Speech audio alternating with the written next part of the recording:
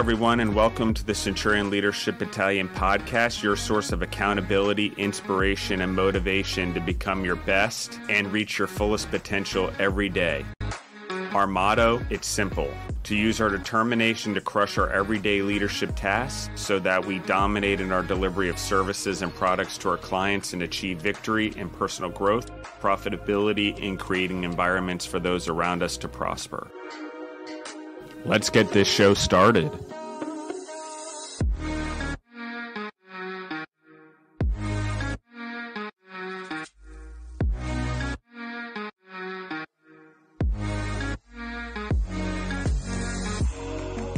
Welcome back to the Centurion Leadership Battalion podcast. This is your host, Alaina, and we have Justin with us. Thank you for listening in to another Q&A podcast with us. As always, please take some time to leave us a rating or review if you're enjoying the content that we're sharing, and we'd love to hear some of your feedback. Today's Q&A is going to be really exciting. It's going to be really helpful for anybody who is a leader or a team member of any sort, and we can't wait to dive in. So I'll go ahead and give the question and then let Justin say hello. So today's question is, as a leader, who are the most important members of your team? So I'm really excited to dive into this question today. It's a good question. Also, I guess we're down to the last two episodes before Alaina goes away for I guess a little over a month officially, and brings a new life into this world. So congrats, Alaina. We're right there, audience. I'm very excited for a new leader in the world, I should say. Thank you. And so you will be missed. I'm hoping Alaina gets a little itch and starts recording some solos while she's there. I'm like, oh my gosh, I got to get my mind on something. So record some solos, but we'll see. I can't even imagine what your life's going to be like, Alaina. So one, I really don't mean you should do any work. I was just playing around. But it's pretty cool. And I think anyone in the audience, as someone who focuses on leadership and a part of this podcast, it's such a gift to the world to raise new life and to be a parent and take on that responsibility. So I think the best for you and Greg will officially know what it's like to be a parent now. It's kind of this illusion of a growth in your stomach. But now it all becomes real. I feel like there's that real part when the woman actually gives birth that sets in where you really become a father as a man. It becomes more real at that point. I think the responsibility and everything. So, could be wrong, but I think in general from people I know that's what they felt like. So congrats. Thank you. Everyone cheer you on. And if you guys want to follow Alaina and her and being a mom, you can follow her at Alaina.Hamade on Instagram. So I think everyone, I know Alaina shares some of her personal life and her journey there. So that's where you can find her. Yeah, I'd love to have you guys follow along and connect over there, and would be awesome. Cool. So what was the question again, Alaina? Our question today is, as a leader, who are the most important members of your team? Well, as we just talked about, Alaina's having, bringing new life into the world. So as a parent or as a step parent or whatever, I think the most important role, the team member that you have, even if you're divorced, even if it's hard, even if you guys don't talk after the divorce or there's crazy things like restraining orders in place, a very important team member is the other person that's helping you raise your children or raising a new generation. It's just the way it is. It's, we do this thing and it gets hard in divorce and stuff like that for sure. But, we have to raise kids. So I think probably the most important team member always is the person you're raising your children with. So in light of Alaina bringing new life into the world, I would say that's the most important. That's me throwing my opinion around based on what's going on in her and Greg's situation right now. And being a step parent, I can clearly see that's the most important role that there is in the world. But outside of that, as a leader in work, and as a leader in life, well, actually, let me go back for a second. Not enough people see their spouses as their partners or their leaders or their adventurers or whatever it is. We still hold on to this life of like being out with the friends and going to the country club and keeping up with the Joneses and pictures with our friends on Facebook and Instagram and the all group of us and look what we're all doing. And it's an interesting thing because the reality is most of those people in the long run do not give two flying fucks about your kids, really, about raising them and whatever. There's a godparent here. There's people that'll invest in them, but really, where are the people investing the time and the stuff in your kids? And so I always find that funny. And as life's gone on, and Deborah and I not only invest in our own kids, but as an entrepreneur and person that mentors people, I invest a lot of time in other people's kids. And so does Deborah. So that being said, I think that has to be the most important role that we have. What are the most important team members? The person you're raising children with, the person you're raising next generation with, for sure. In this case, for me, it would probably be, I don't have children of my own, but Deborah is the person I'm raising kids with or a future generation with. And then in the weird circumstance that we're in, it's her ex-husband, his girlfriend, who also has 2 children, and all of us sort of, not to talk about anyone's stuff, but we all are responsible for children and setting a good example, right? Because whatever we do possibly goes down to the next generation, right? So as a collective, that's a lot of responsibility. Those are your most important team members, whether you like it or not. And most of the time, if you have divorce and stuff that go on, you're not going to like your team member anymore. So that is a really strong thing for me when it comes to who are my best team members. You got to think about it. Some of your best team members are people you don't like. Really. I mean, that's just the way it is in life. And you're dealt cards in life and you have a choice. You can choose other paths. You can choose different ways, but sometimes life chooses for you or a person chooses for you.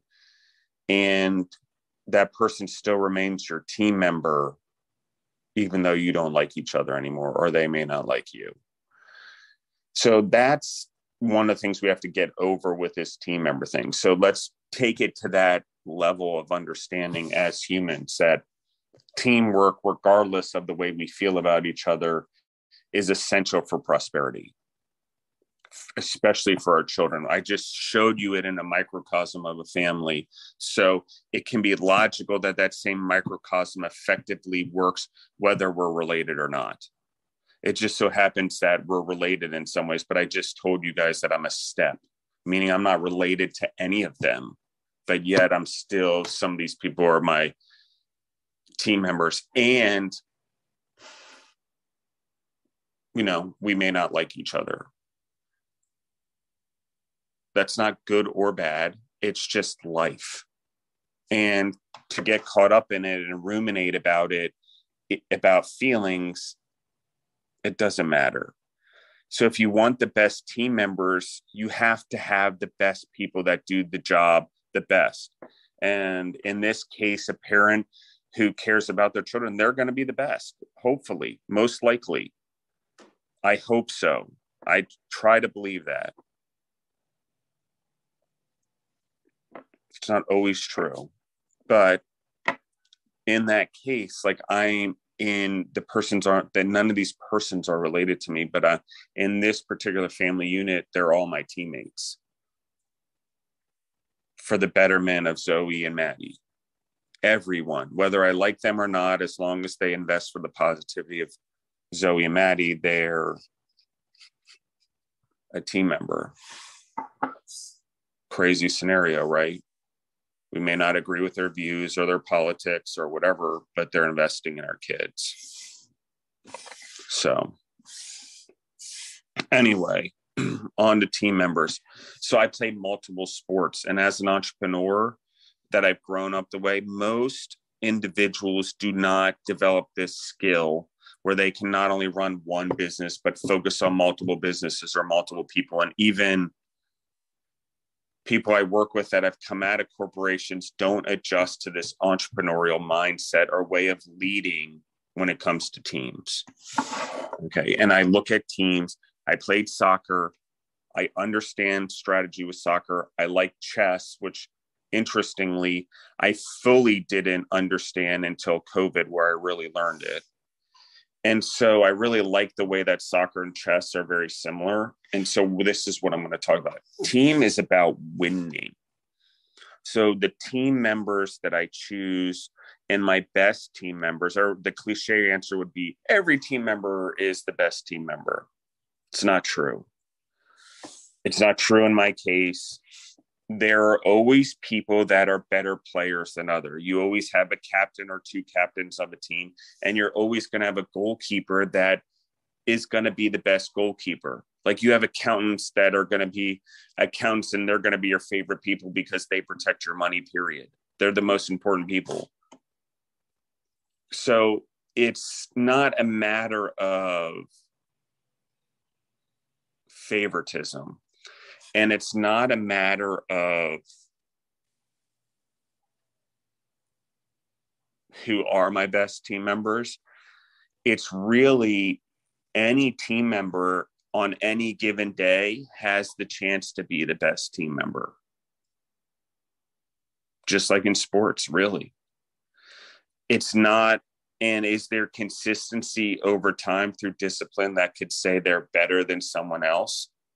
Consistently, yes, but are they the best every day? No. And certain clients and certain personalities and certain vendors match differently. And I ruffle feathers doing this because I care less about feelings. It's not as important to me. And so I upset people. I hurt people's feelings. I come off aggressive. I come off tyrannical sometimes even. But the whole thing is I'm putting you in a position to win because that's where the team needs you. And sometimes that also means you're being taken out of a position because your personality is not matching. And even if you're getting along with the client, I'm betting if I put in Jimmy's going to knock it out of the park and we're going to win 10-0 with this client. Sometimes it's not about experience or exposure. Sometimes it's about personalities. Sometimes it's about getting along. And I'm not talking about discriminating. I'm not talking about any of those things.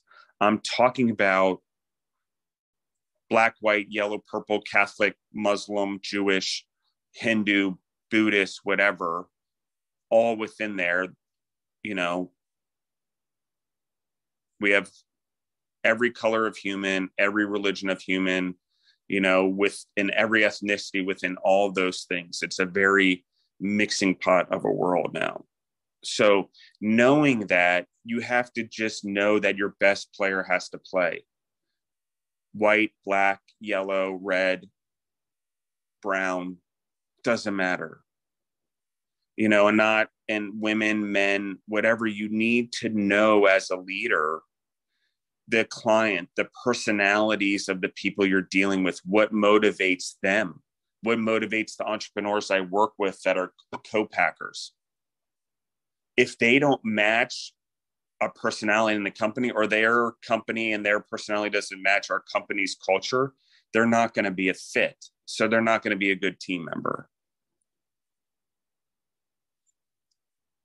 So the best team members, honestly, it's not necessarily everyone, because not everyone steps up every day. There are people that never step up, that remain mediocre. They don't last on the team very long or for many years generally. Depends what part of the company and who's overseeing it, I guess, and their type of leadership. But the real main thing about who the best team members are is what you need on that given day or that given moment or that given client. And as an entrepreneur, after you build your first business, you know, Food Service Partners was 10 years old when we spun off our first business. We had been around for 10 years building a business with 3 kitchens before we started building other businesses, and even that, maybe we did it too soon. Maybe we didn't. But my point being is being able to manage multiple businesses, being able to manage multiple teams. The key, the secret sauce is you have to care less about feelings. And that's awful to say in the world right now. And you have to care more about winning and letting the team know that you transition people around. Different people handle different clients or different vendors or different situations because it requires it. And sometimes I may pull an accountant in to manage a client. Why? That a client is from a finance background, they're number heavy, they're going to blow away the R&D chef who normally manage them as a client. They're going to be overwhelmed by the numbers. Okay, so oddly, you have to do something unorthodox in your business, and it drives people crazy. Well, it's my job, and you're confusing lines and blurring them. You are. But in soccer, you play 90 minutes, you get 3 subs. That means out of 11 players, 8 have to play 90 minutes. That also means that all the players play offense and defense generally. Some have more focus than others, but everyone covers each other's back in each other's positions. And they lead up and down the field, up and down the chain of command. They have captains on the field and they have a coach on the sideline. So generally, I feel that way. And I will make few subs, but I know that I have 3, and if I have to change a client around or something starts going bad, that's what I do. People don't like it. I hurt feelings all the time. But in the long run, 24 years later, this is where we are now. It isn't where I always was when I cared a lot more about feelings and stuff like that. They start to run the company. People's feelings start to run the company and not logic and profit. And not the dreams and the other employees that run in the business. When people run on feelings, their own feelings, they forget about that they're carrying the dreams of all the others. I don't know why.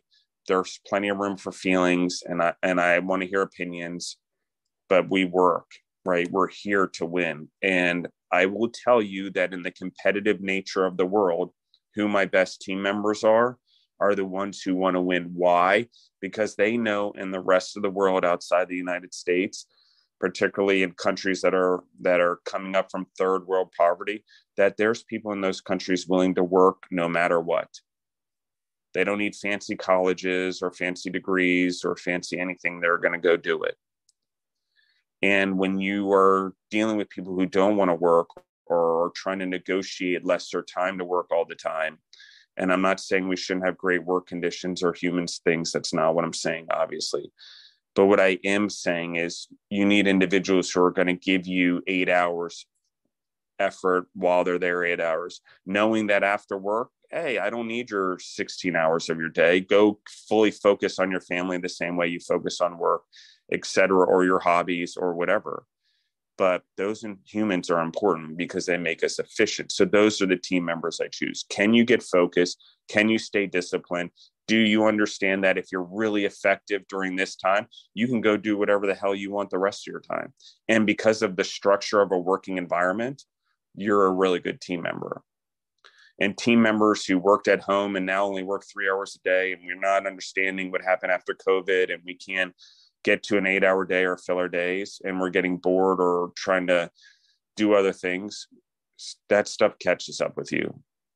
So I generally don't try to have those team members. I like team members who stay busy all the time, who find work, who even in their position will ask for more to do, even if it's outside of the job. Oh, Justin, I am done. Is there, do you need any floor swept?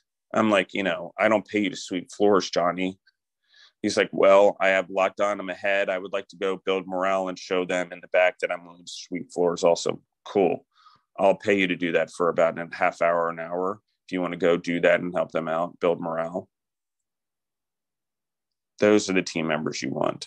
They're above and below all of it. They don't need the front row parking spot. They don't need the the money. They don't need any of it. All of that stuff is trophies to them, things they earn from hard work.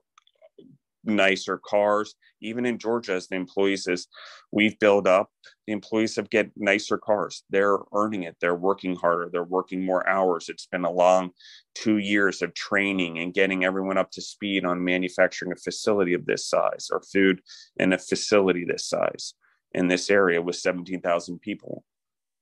You know, you can imagine they haven't done this before. So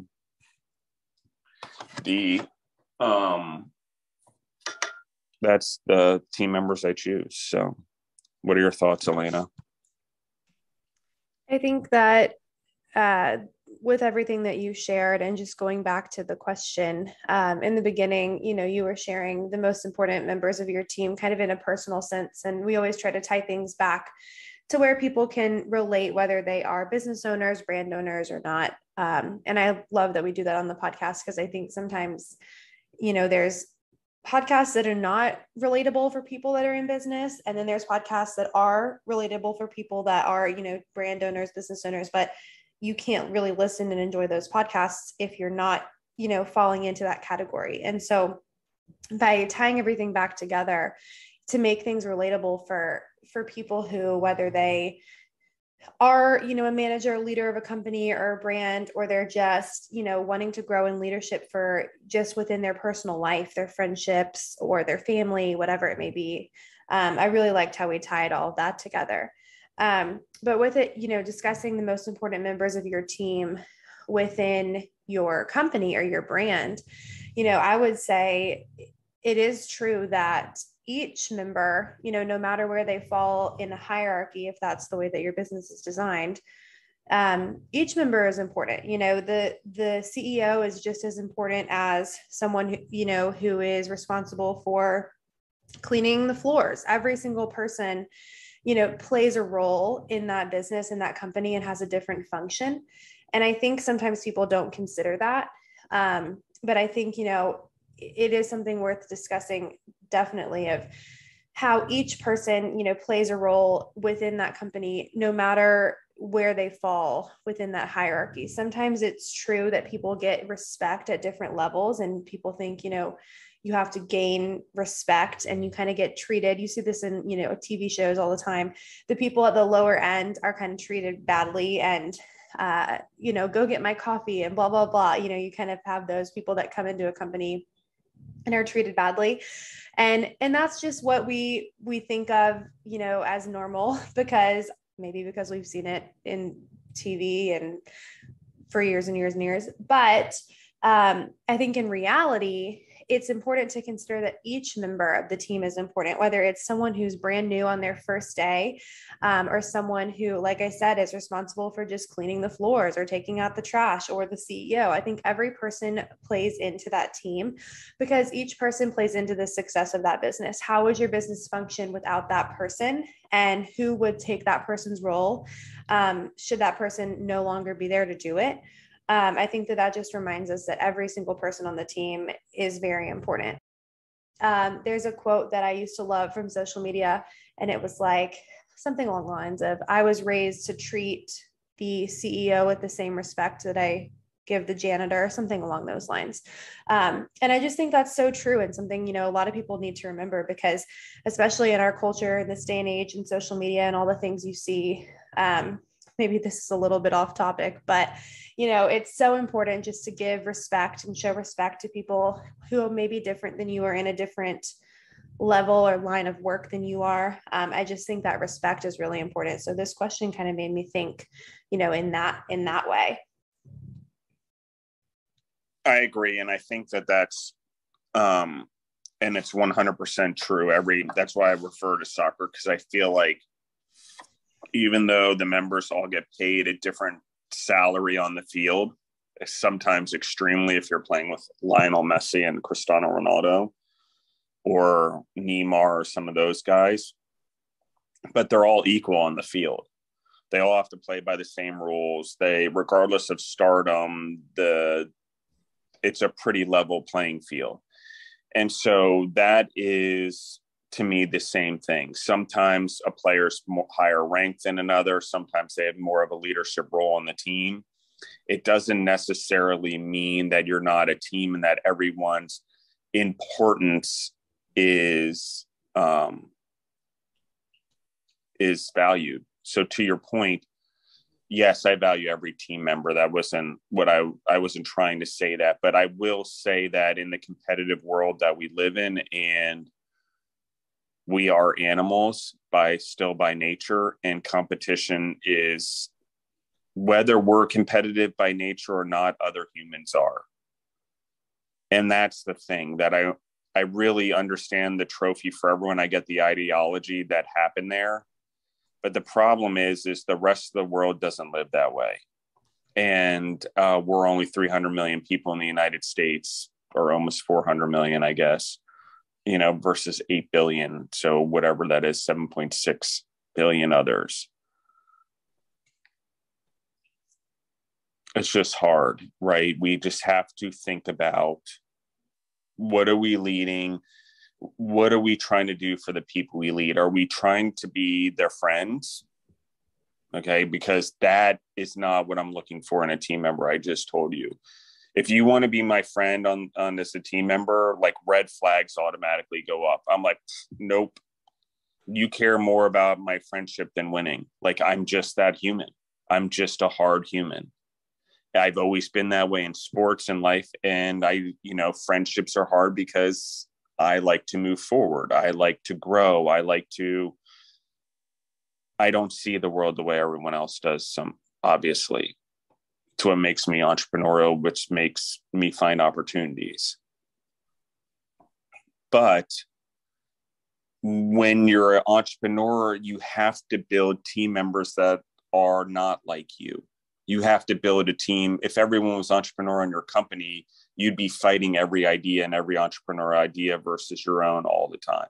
So while you want entrepreneurial people in your company, you have to sort of be able to have a hierarchical structure and build teams. And as a leader, you need to be able to build teams, and you need to know what you lack and what you need. Okay. So, what are my qualities? I'm aggressive. I'm straight to the point. I work hard. I'm not afraid to fail or try anything. Okay.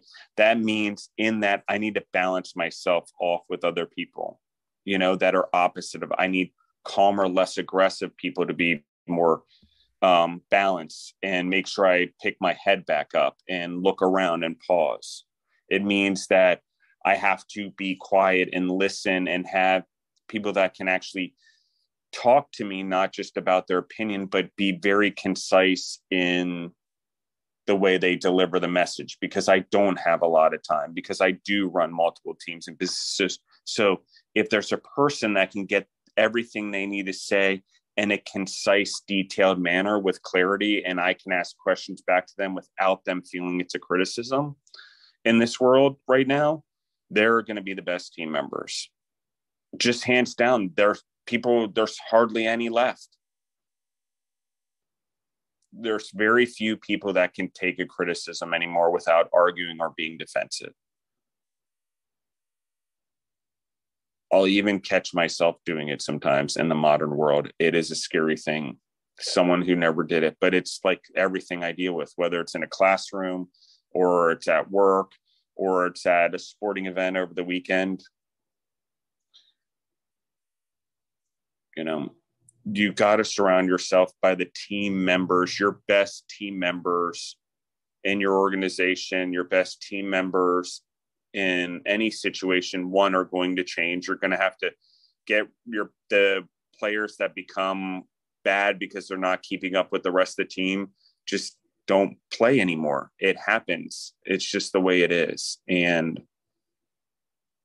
it's unfortunate, but we do live in a competitive world. And I'm telling you, anyone who's listening, the most important thing you can do as a human, you want to add value, you want longevity in your job, learn to grow humans. Grow humans at whatever job you're doing. Lead them. And on top of your job, lead humans and grow them. No matter how old you get, no matter old or young, if you can grow humans, you can train them to do your job or other people's jobs, gain moral and ethical skills or boundaries, as well as the skill set in their job, as well as you learning other parts of your company and teaching it to them.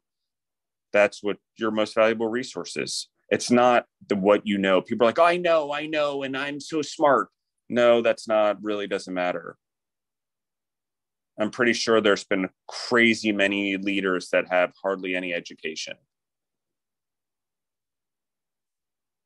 It matters how you deal with the people on your team and the people you choose to be your team members, your generals, your executives, your members, and you have to work with your HR team. But the reality of the world is not everyone gets to play.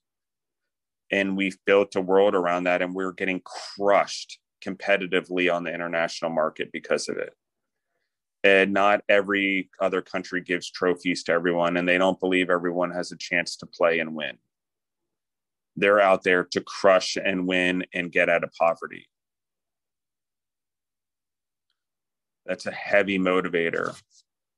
So, I don't know. I would say the most important team members are your family and the ethics and the morals that you build into it. You tear down any barriers you can as parents, racially and ethically and religiously, and keep a very open mind to there's room for it all. And you surround yourself with like-minded humans. I just think that matters. And especially as you grow, and even as your companies grow, you're going to have to shed layers. It's unfortunate and it's sad.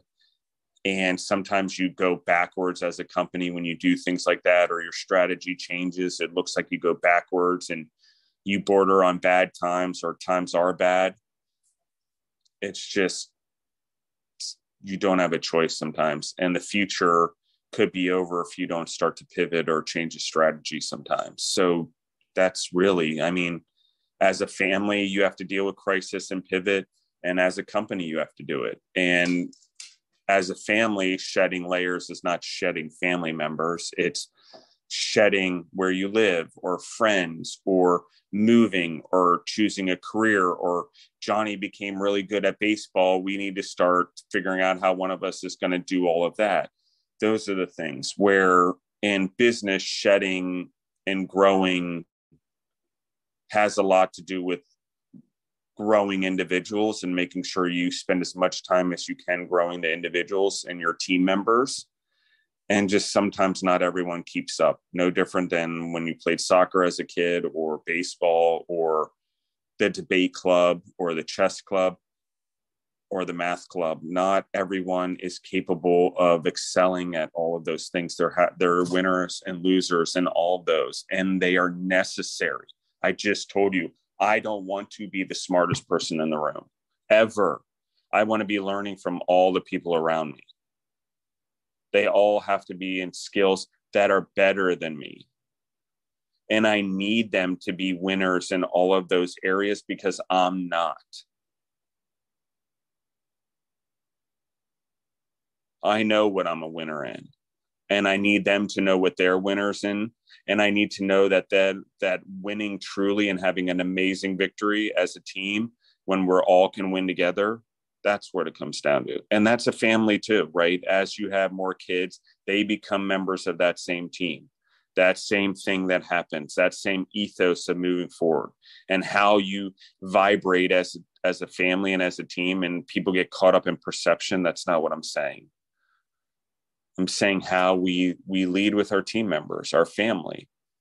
And, one of the things I think that I'm always, that I just heard in the Bible, just from a Christian reference, is you love the neighbor, you love God, you love the animals around you, but you're to fear your parents.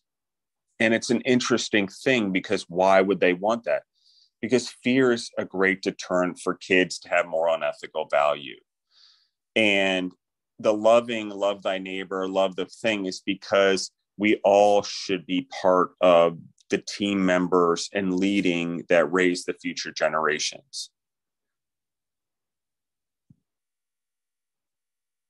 Parents are the hard ones. So there's loving godparents and loving grandparents and loving stuff to help guide them, so we can do the tough job as parents, which is help them develop into humans that will survive in the world. So those are your most important team leaders, team members. And at work, they're the humans that help grow your business. They're the humans that help grow the other humans around you. Those are your best team members. So yes, everyone helps you get your business done, and I appreciate everyone. But the best team members are the ones who figure out how to grow other humans so they can grow. Because if they grow, they know they're going to live a void, and they need to have humans behind them growing into those positions. Or in a family, I needless to say, there are parents that grow their children regardless of school or not being in school, and there are parents who don't. They spend the time, whether it's sports or academics or exposure to the world and travel, and there are ones that don't. So that's what I'm talking about. Like when you're talking about getting married, or you get to choose your team members. So the question is kind of funny, because I get to choose my best team members. I get to choose my best spouse if I want to, if they believe in the same thing I do. So yes, I agree. Everyone is important, and we all play on the team, and everyone's in, but the best play, at least for our companies, we try to choose the best. We promote the best, and it's not necessarily based on skill. It's based on leadership ability and ability to do more or go the extra mile, I would say, for sure. And I don't mean go the extra miles and work crazy hours. I mean like learn more, or if you get ahead so you can ask for something new to do, so you can grow in the company, or grow as a human so you can grow to another company. I like that too. The best team members are team members that want to grow inside and outside the company. Great. We can be known as a company that grows humans. So everyone plays a vital role. But the best, I think, take it on to a whole new level, which is that level of a parent, which is what we call God. We call him Father. If you're Christian. Why? Because we kind of fear God, but we also respect him, but we're also made in his image. He's also very forgiving, like a parent, and loves us no matter what. So it's like that. What is it that we need to do? And the difference being is we get to actually have an impact and make a difference on the next generation starting right now, as a parent or as a future parent, based on the spouse we choose or the partner we choose. We don't get to choose our kids or whatever, but we certainly can choose relationships and love that matches what we want when it comes to the education and the exposure and the experience we want for our children. It's not necessarily always chosen for us. Sometimes it just happens, obviously. But I'm just saying we do have choices. And I'm not saying love and attraction shouldn't exist. I think it all plays a major part. But those are your best team members. And we went way over. So I think we're probably only going to record one episode today, Alaina, for your farewell episode. So. Well, it was definitely awesome. Awesome to record today. And maybe we'll get some in on Thursday unless the baby has other plans. But thank you for sharing all of that with us. And thank you all for tuning into the podcast today. And don't forget to join us over on Facebook or Instagram at Centurion Leadership Battalion. We'd love to have you join us there. And we can't wait to have you back for the next episode. Awesome. Thank you, Alaina. Good luck. Thank and good you. luck to Greg as well.